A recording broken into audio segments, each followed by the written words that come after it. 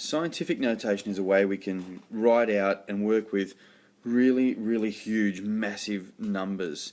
So we can write them in a special way. Let's look at an example. This big number here, 42,500,000. We can write that in scientific notation and it would look like this: 4.25 times 10 to the power of 7. And that is what we call scientific notation. It involves a number, so in this case here you can see the 4.25 is our number, a multiplication sign, 10 as a base to the power of some number, so in this case 7. And we're going to have a look at how we can work that out, because it's really not hard, you just got to know how. Let's take that number and play with it for a bit. We were given this original 42,500,000. I've written it out here. We can put a decimal point at the end of that because it's just an integer. It's a big one, right? But at the end of any integer we can put a decimal point and trailing zeros if we wanted to. But let's work now with that decimal point. Our scientific notation, this number 7 here means how many decimal places we're going to move our point to get 4.25. Let's do it and show you what I mean. First step is we're going to move it one decimal place this way. Now a second decimal place.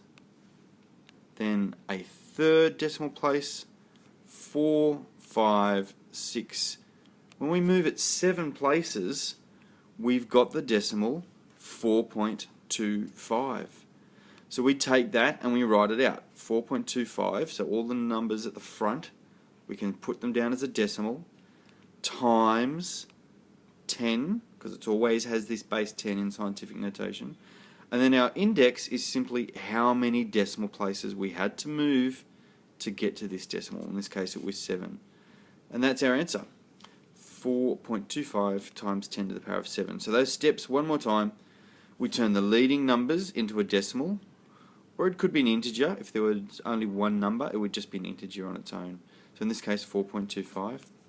We count how many decimal places are needed to make that decimal, and then we write it out. So it looks something like this: decimal times 10 to the power of decimal places.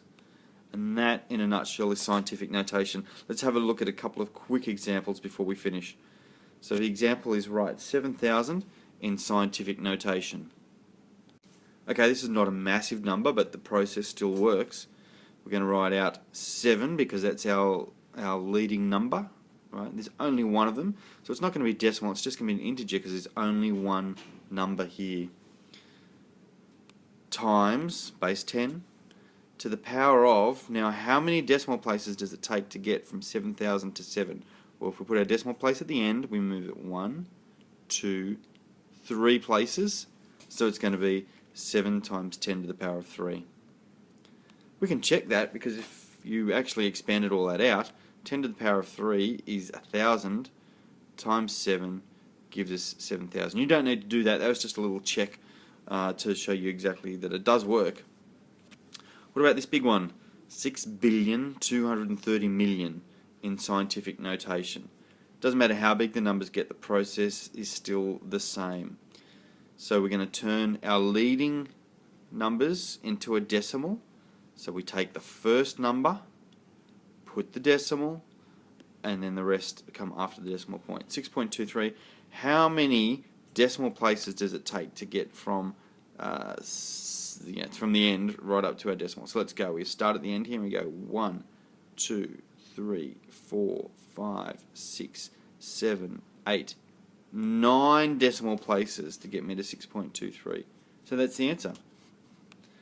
Lastly, let's go in the reverse direction and do the reverse process. You're given a scientific number in scientific notation and asked to write it out as an ordinary number. So we can put trailing zeros. I don't know how many I'm going to need, so I'm just going to spray a few on the end of this. So 1.3 becomes 1.300000. And I'm going to move my decimal point. So I'm going to start here at 1.3. According to the scientific notation, I'm going to move it 4 places to get to my original starting number.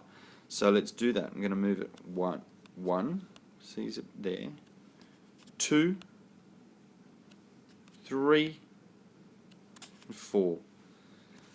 I've finished now. I can get rid of these trailing zeros because I don't need them.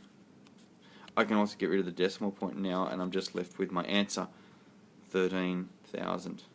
Alright, good job, that's scientific notation.